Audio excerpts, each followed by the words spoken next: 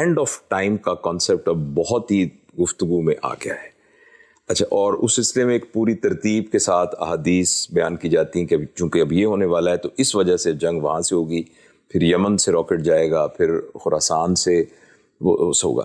تو اس سلسلے میں ذاتی طور پر میں تو بالکل مطمئن ہوں، اور اپنے دوستوں کو بھی کہتا ہوں کہ میرا تو مسئلہ یہ کہ اس وقت میں نے اللہ کے حکم اور نبی کے طریقے کو فالو کیا ہے کہ نہیں کیا. تو اگر میری ابھی موت آ گئی تو بس وہ اس کے بعد وہ سارا ہوگا. تو یہ اینڈ آف ٹائم کے بارے میں ڈاکٹر اسرار احمد صاحب بھی بہت تفصیل سے بات کیا کرتے تھے، آج کل میں بھی کچھ لوگ سارے کرتے ہیں. اس پر ہمیں کچھ توجہ دینی چاہیے یا؟ اصل بات تو وہی ہے جو آپ نے پہلے فرما دی کہ میرے لیے تو قیامت وہ ہے جس دن میں دنیا سے رخصت ہوں گا. جی. اس کو خود رسول اللہ صلی اللہ علیہ وسلم نے بیان بھی کیا ہے کہ من ماتا فقط قامت قیامت ہو، جس کی موت آ گئی اس کی قیامت بھی آ گئی. ہر مسلمان کو اپنی موت کو سامنے رکھ کے اپنی زندگی کا نقشہ بنانا چاہیے، کیونکہ پیغمبر آئے اس لیے وہ تو یہی بتانے کے لیے آئے تھے کہ موت کے بعد تم پروردگار کی بارگاہ میں اٹھائے جاؤ گے، اس لیے اس کی تیاری کرو. اس تیاری کا اس قیامت سے کوئی تعلق نہیں ہے جو آنی ہے، کوئی شبہ نہیں. وہ تیاری تو مجھے اپنی زندگی میں کرنی ہے، اور اس کا آخری دن وہ ہے جس دن میرا آخری سانس آئے گا. تو پہلی بات جو آپ نے فرمائی ہے اصل تو وہی ہے، اور توجہ بھی اس پر دینی چاہیے.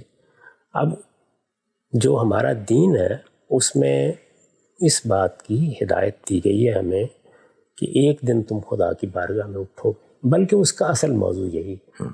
اگر آپ جاننا چاہیں کہ اسلام کا موضوع کیا ہے تو ہمارے ہاں تو لوگ اس کو زندگی بناتے ہیں، میرے نزدیک موت ہے. اس کا اصل موضوع موت ہے.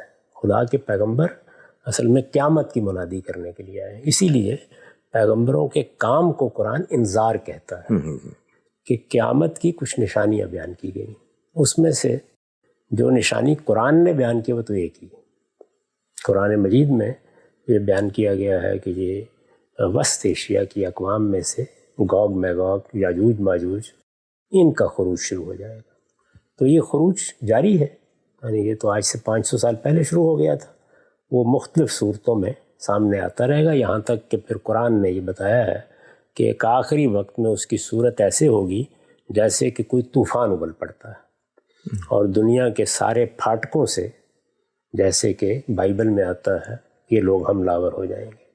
تو یہ بالکل ٹھیک ہے، یعنی یہ نشانی قرآن نے بیان کی. کچھ نشانیاں رسول اللہ نے بھی بیان فرمائی ہیں قیامت کی.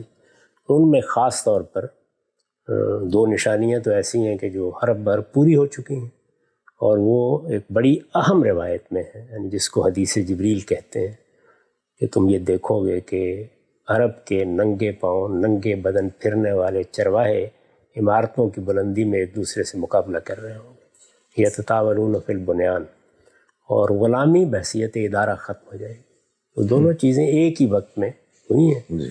تو اس لحاظ سے آپ کہہ سکتے ہیں کہ قرب قیامت کی علامتیں نمایاں ہونی شروع ہو گئی ہیں.